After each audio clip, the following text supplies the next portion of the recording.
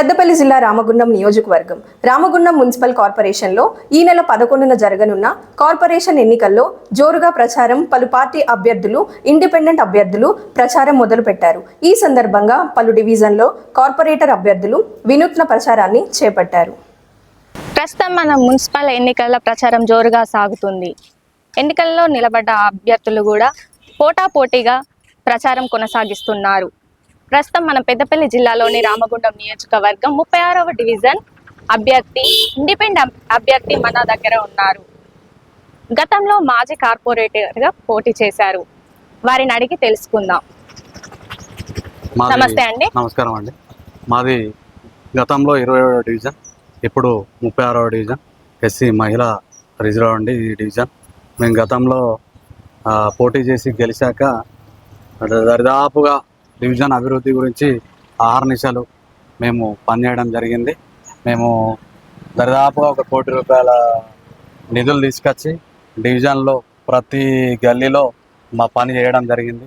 అంటే మేము under ground డ్రైనేజీలు కానీ, మున్సిపల్ వాటర్ కానీ, మున్సిపల్ పైప్ లైన్ లేని వీధులలో పైప్ లైన్ వేయించడం, అందరికీ నీరు అందించడం, మరియు అండర్ గ్రౌండ్ డ్రైనేజీలు వేయించడం, మరియు మళ్ళీ వెంటనే అండర్ గ్రౌండ్ డ్రైనేజ్ అయిపోయాక రోడ్డు తవ్వడం అంత డిస్టర్బెన్స్ ఉంటుంది కాబట్టి మళ్ళీ దాని మీద సీసీ రోడ్లు వేయించడం, పూర్తి స్థాయిలో లైట్లు కానీ, అంటే కరోనా టైంలో కూడా అప్పుడు మేము గెలవడంతో వెంటనే 2 నెలల్లో కరోనా వచ్చింది.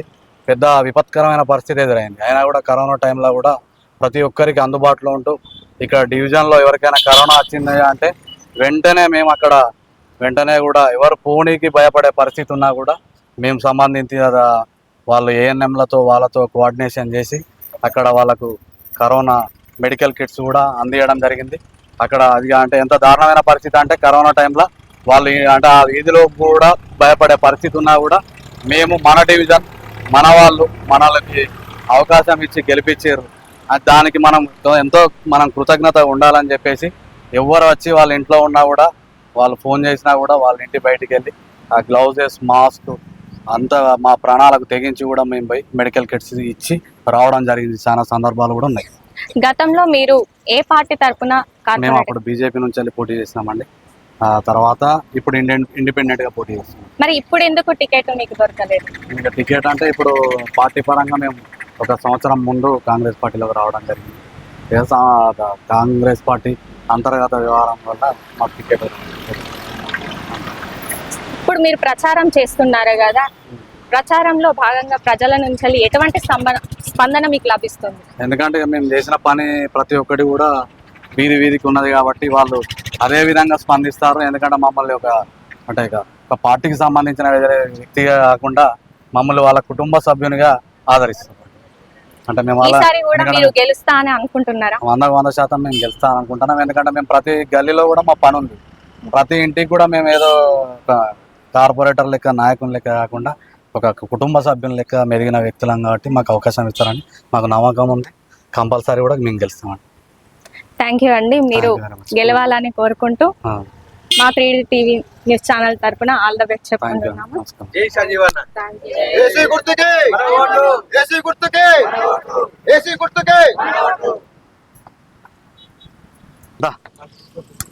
నడవతలేదు ఇక బొత్తరికి ఏసీ గుర్తు బిడ్డ కోడలు అంతేనా? ఏసీ గుర్తు కోటే మన ఓటు ఏసీ గుర్తుంచుకో, ఏసీ గుర్తుంచుకో, మన ఓటు గుర్తుకే, ఏసీ గుర్తుకే, గుర్తుల గుర్తుంచుకో, గుర్తుల గుర్తుంచుకో, ఏసీ గుర్తుకే.